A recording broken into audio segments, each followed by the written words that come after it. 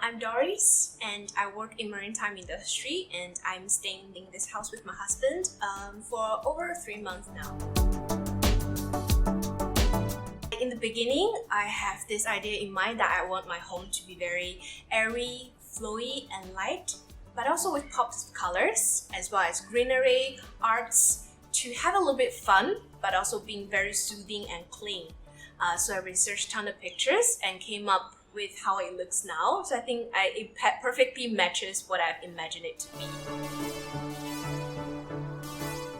Unique, I would say lightings definitely, because I spent a lot of time deciding where I want to put my lights.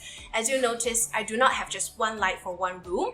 I've included hanging lights, pendant lights, track lights, a lot of different things, so I can just, depends on mood and situation, turn them on and off to create a very cozy and homey feeling. And also, I've knocked down a complete wall of one bedroom to create a bar area and in combination with a study area. So this is really my chilling spot and relaxing spot in the house.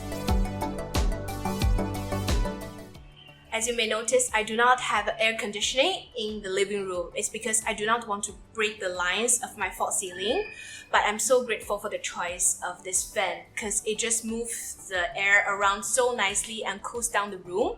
So I just realized I do not need air conditioning. And also the design of it, the color and the texture matches perfectly with my flooring and the overall theme as well as my door. So what more can I ask for? In one word, no, I don't think one word is enough. I would say I cannot live without it.